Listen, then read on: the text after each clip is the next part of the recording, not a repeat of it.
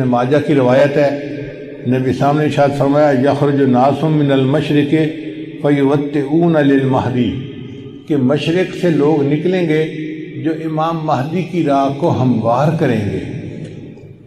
اب سعودی عرب کے مشرق میں تو ہمارا ملک بنتا ہے، اس کا مطلب یہ کہ جس کو ہم وادی سندھ کہتے تھے نا پرانا، وہاں سے لوگ اٹھیں گے۔ یہ پاکستان اور افغانستان کے درمیان کا ایک علاقہ بنتا ہے۔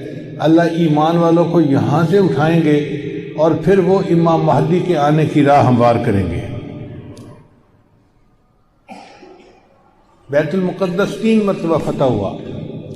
ایک مرتبہ عربوں نے فتح کیا حضرت عمر لانو کے زمانے میں بغیر لڑائی کے، کافروں نے چابیاں ہی حوالے کر دی تھیں۔ دوسری فتح پھر کردستان کا ایک نوجوان تھا جس کا نام تھا صلاح الدین ایوبی، اس نے صلیبی جنگیں لڑی اور کافروں سے بیت المقدس کو فتح کروا لیا۔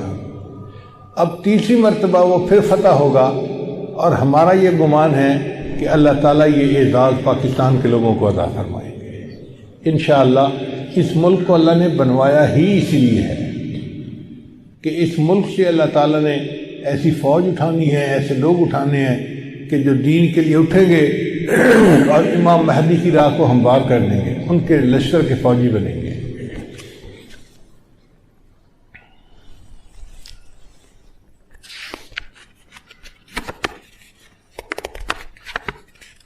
علامہ اقبال نے بہت خوبصورت شعر کہا ہے فارسی میں، خضر وقت از خلوت دشت حجاز آید بروں۔ خضر وقت سے مراد امام مہدی۔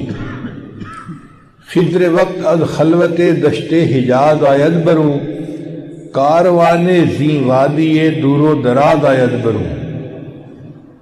یعنی زی عظیم یہ کارواں جو ہے نا، یہ دور دراز سے آئے گا اور حجاز کے اندر آ کر یہ برآمد ہوگا۔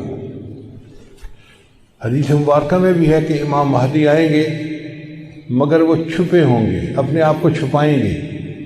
پہلے مدینہ طیبہ میں ہوں گے مگر وہ وہاں سے مکہ مکرمہ اس لیے آ جائیں گے کہ لوگ مجھے پہچان نہ لیں، چھپ رہے ہوں گے لوگوں سے کہ لوگ مجھے دیکھ نہ لیں، پہچان نہ لیں۔ لیکن جب مکہ مکرمہ میں وہ طواف کر رہے ہوں گے تو وہ حجر اسود کے قریب آئیں گے تو ایک غیب سے آواز آئے گی کہ لوگوں یہ مہدی ہیں، تم ان کی بیعت کر لو۔ تو لوگ ان کے ساتھ بیعت کر لیں گے اور پھر ان کے ساتھ ایک لشکر شروع ہو جائے گا۔ یہ لشکر ایسا ہوگا کہ جس نے بالآخر بیت المقدس کو فتح کرنا ہے۔ حدیث مبارکہ میں ہے کہ کالے جھنڈے یہ لے کر لوگ اٹھیں گے اور وہ اس کو جا کر بیت المقدس کے اندر گاڑیں گے، یعنی امام مہدی کے ہاتھ پہ اللہ تعالیٰ بیت المقدس کو فتح کروائیں گے۔ پھر امام مہدی موجود ہوں گے تو ان کی موجودگی میں حضرت عیسیٰ علیہ السلام بھی آئیں گے۔ دمشق کی ایک مسجد ہے، اس مسجد میں وہ نماز کے لیے کھڑے ہوں گے، تکبیر کہی جائے گی تو اتنے میں حضرت عیسیٰ علیہ السلام اس مسجد کے مینارے کے اوپر اتریں گے آسمان سے۔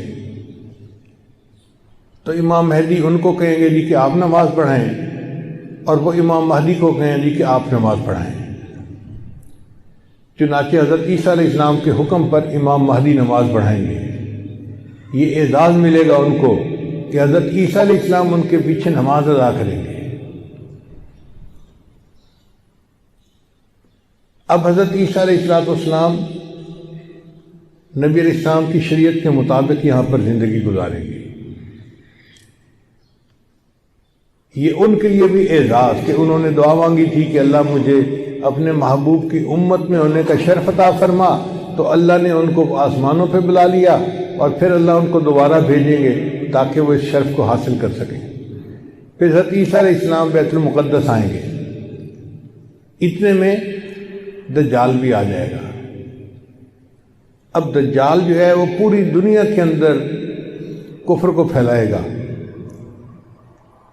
اس کے پاس ٹیکنالوجی ایسی ہوگی کہ بارش برسے گی، کھیتیاں زیادہ ہو جائیں گی، پھل زیادہ ہو جائیں گے، اور لوگ اس کے پیچھے لگ جائیں گے مادی وسائل کی وجہ سے۔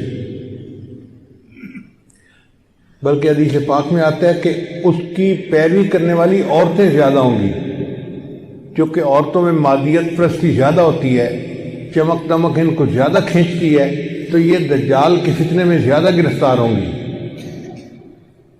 پھر حضرت عیسیٰ علیہ السلام کو جب پتہ چلے گا تو وہ دجال کی پیچھا کریں گے کہ اس کو قتل کریں۔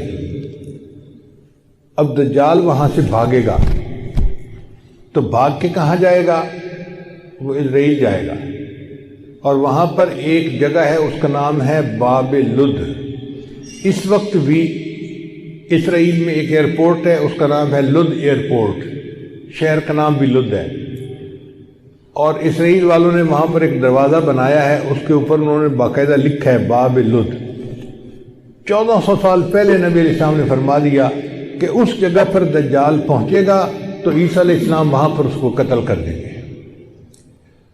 بہت عرصہ میں یہ سوچتا رہا کہ دجال نے بھاگنا تھا تو کہیں پہاڑوں میں روپوش ہو جاتا، رشیا کے پہاڑ ہیں، دوسرے ملکوں میں پہاڑ ہیں، پہاڑی سلسلے تو بہت ہیں پوری دنیا میں، تو یہ مقام لد کا کیا معنی؟ بعد میں بات سمجھ میں آئی کہ لد کا جو ایئرپورٹ ہے نا وہ اسپیس پورٹ بھی ہے، یعنی وہاں سے جہاز بھی اڑتے ہیں اور وہاں سے خلائی گاڑیاں بھی اڑ کے خلا میں جاتی ہیں۔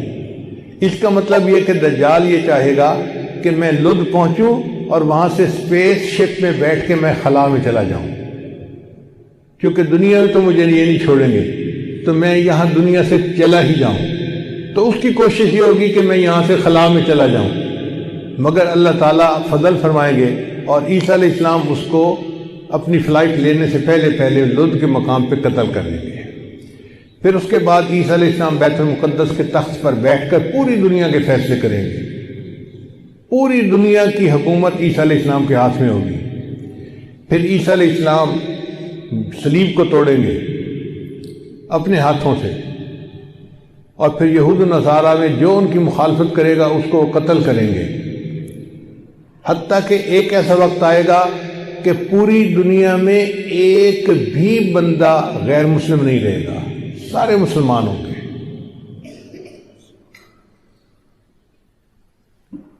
اس وقت اتنی برکتیں ہوں گی، حدیث پاک میں آتا ہے کہ ایک گائے کا دودھ پورے خاندان کے لیے کافی ہو جائے گا۔ اب یہ بات تو سمجھ میں آتی ہے، آج ایسی گائے بن گئی ہیں جو 100 لیٹر دودھ دیتی ہیں ایک دن میں۔ اب 100 لیٹر تو واقعی پورے خاندان کے لیے کافی ہے، 40-50 گھروں کے لیے کافی ہو جاتی ہے۔ یہ باتیں نبی صاحب نے اس وقت فرمائیں جب کہ لوگوں کو اس کا تصور بھی نہیں ہو سکتا تھا۔ میرے آقا صلی اللہ علیہ وسلم کی نگاہ کیسی تھی؟ یہ نگاہ نبوت تھی جو بہت دور دیکھ لیتی تھی، کہ 1400 سال پہلے بیٹھ کر ایسی باتیں کی جیسے آج اپنی آنکھ سے دیکھ کے کوئی بندہ بات کر رہا ہوتا ہے۔ پھر عیسیٰ علیہ السلام فوت ہو جائیں گے، اور اس کے بعد جو بگاڑ آئے گا نا وہ پرماننٹ بگاڑ ہوگا، اور اس کے بعد پھر قیامت قائم ہوگی علی شرار الناس، ان لوگوں پر جو سب سے زیادہ شریر لوگ ہوں گے۔ تو ایسے لگتا ہے حالات سے کہ قیامت کے بڑی بڑی نشانیاں پوری ہو گئیں، اب امام مہدی کے آنے کا وقت بہت قریب ہے۔ یہ جو حالات میں اتنی بڑی تبدیلی نظر آ رہی ہے نا،